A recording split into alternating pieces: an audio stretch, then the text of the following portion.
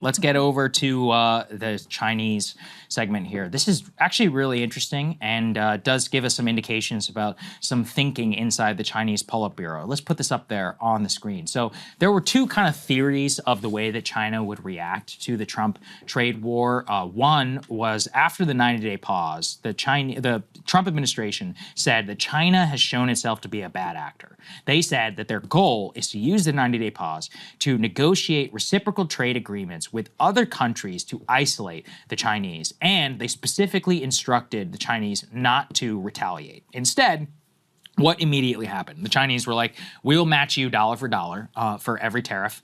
We'll cap it around 80% or whatever. We're going to stay there, even though that 80% is basically a cessation of trade between our two countries. And in the interim, instead of maintaining any trade negotiation, there's been no high-level talks currently beyond anything routine. The Chinese are instead actually going around the world and instructing their foreign ministry to tell countries, do not team up with the United States against us, or you will suffer the consequences. So this actually was a statement from the Chinese Ministry of Commerce just yesterday, quote, responding to foreign media reports that Trump administration was trying to pressure other countries on their trade with China. They said, appeasement will not bring peace. Compromise will not earn respect. Seeking so-called exemptions by harming the interests of others for one's own selfish and short-sighted gains is like negotiating with a tiger for its skin. In the end, it will only lead to a lose-lose situation. China firmly opposes any party reaching a deal at the expense of China's interests. It said, adding that China would resolutely take countermeasures against any country which decided to do so. So what we are basically watching then is this like tete-a-tete where the Chinese are very willing to exert their own economic might, let's say over Japan, South Korea, and other countries, do it in a much more targeted and intelligent way. I mean, already watching the way that they have worked on the United States, it's honestly amazing. Like, you just have to respect competence. They're like, okay, where do we have the most, like the single most leverage? Consumer electronics. Yep. So rare earth minerals, yep, semiconductors, and on consumer goods broadly. So what are we going to do? We're going to prop up our consumer manufacturers to make sure that they remain whole. We're going to pump money into all of our companies that we control. We're going to rally the entire population around our flag because it's an externally declared trade war. At the very same time, we will use maximum pain leverage on any country which decides to go behind the back of the Chinese state ministry. And we're watching countries that have to choose. So Vietnam, for example, Vietnam immediately caved to the Trump administration. They're like, fine, no tariffs, nothing. Don't worry about it. We still hit them with the tariff. Well, what are they supposed to think? Yeah. What are they supposed to do? Nobody knows. Well, our strategy was based on this idea that we had so much leverage that people would just come to us. And we saw that like explicitly expressed by members of the Trump administration. They articulated that that was basically their belief. People will come to us because we have so much leverage. Then, like Japan, they can tell us what they're thinking, and we'll let them know if it's up or down, good or bad, like the gladiator thumb move. But China, on the other hand, I think has handled this, and it pains me to say, with cohesion and strategy, and that's sort of the mirror image of the same way. So like rather than them saying, because we have so much leverage, we're going to let the chips fall where they may, which was basically our strategy. And again, it's true, we do have a lot of leverage, and the uncertainty, to some extent, at first at least, was, I think, a sort of clever use of the leverage. But China approached it with the exact opposite strategy, which is we're going to be extremely strategic and extremely cohesive in our approach to these different countries. And what they've seen, whether it's with Greenland or the EU or your point about Asia, it's just obviously working. And, you know, even watching some of the things that they're doing right now. So, for example, I previously talked about the Joe Weisenthal piece on private equity. Well, let's go ahead and put A7, please, up on the screen. Don't forget that the Chinese are major investors in U.S. markets. Now, do I think that that should have been the case? No, but, you know, it is the case. They have like 20% of our debt. Yeah, and so, quote, China is now pulling back from U.S. private equity investments. Industry executives report a change of approach as Beijing is bearing the brunt of Trump's tariffs. So Chinese state-backed state-backed funds are, quote, cutting off all new investment in U.S. private equity in the latest salvo against Trump. State-backed funds have been pulling back from investing in U.S. private capital firms in recent weeks. The moves come for pressure from the Chinese government. Some of the Chinese funds are also seeking to be excluded from private equity investments in any U.S.-based company. Trump has imposed tariffs, obviously, of 145% on Chinese exports. Multiple buyout executives said that Chinese investors have changed their approach since the very beginning of the trade war, and they will make no new commitments to U.S. firms. China's Investment Corporation, which is among the state-backed firms that is pulling back, said that they were ceasing all investment. Quote, other Chinese funds have retreated. And this is the Chinese Sovereign Wealth Fund, don't forget, which has massive shares of Blackstone, of TPG, and of Carlyle Group, which means that, look, this is where the difficulty of stating this is that on the one hand, yeah, it's good. We don't really want these people to be investing in all of our private companies. Why should they have so much leverage? Private equity firms and all these, clearly they've been a tool of the Chinese ministry and all of them for years.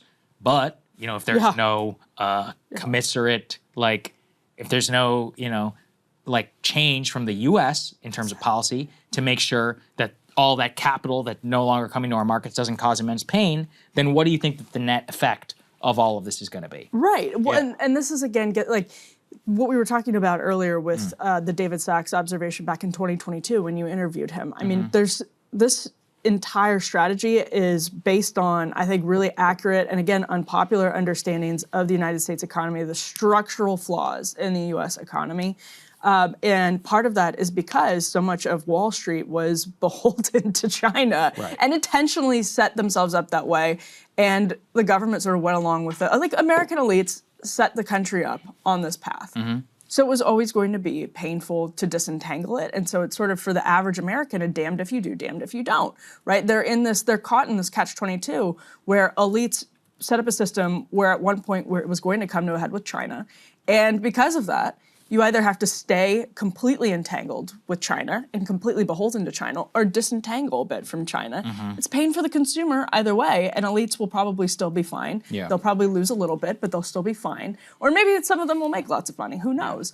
But it's such a shitty situation for the average consumer. And it's not even being, now that the disentangling is happening from people who are right that there needed to be a disentangling, the normal person's just getting completely screwed. Yeah, and even right now, this just came across my radar. Maybe actually we can put it in post. I'll just go ahead and read from some of it. But Cambodia is, I wouldn't say it's like a vital U.S. ally, but we actually do produce a decent amount of textiles in Cambodia. Yes. Literally just now, I mean, across the wire, Trump's tariffs, quote, risk pushing Cambodia further into China's embrace. Quote, a massive canal highlights Beijing's now deep investment in Cambodia, just as the U.S. is pulling back. So at the same time that Cambodia is getting hit with tariffs, and by the way, again, Vietnam and Cambodia were the destination for many textile manufacturers who were told in 2018 to get out of China. Did the Chinese take advantage of this and use it as transshipping for control? Yes. Let's be very clear. Yes.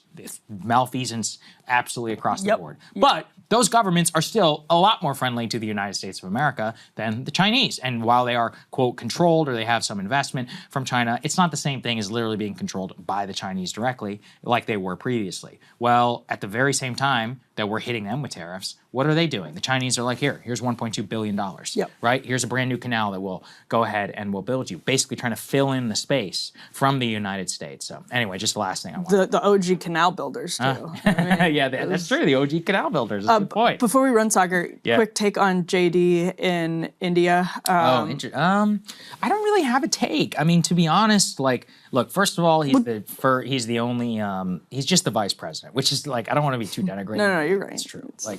He doesn't speak for the administration in the same way. And there was just mostly platitudes about working with India and the prime minister. Apparently, they're going to talk about tariffs, but the Indians drive, and this will not surprise anyone, a very hard bargain. This is one of the most protectionist global economy or large economies in the world. It's actually difficult for people to understand. They take protection. They invented protectionism. They take it to a whole other level. And for them, they're not going to be reducing introducing a lot of non-tariff barriers. The Indians are much smarter than us in some respects, because what they do is they'll do things which they know will cost them foreign direct investment. They just don't care. They're like, fine, as long as we control and have a total say over our government and our technology. It's literally what Trump wants. We'll just do it. Yeah, no, but guess what? They have a population which is okay with that, and they at least have a financial system right now which, because this is kind of baked in from the very beginning, is not going to cause as much turmoil. I mean, the TikTok thing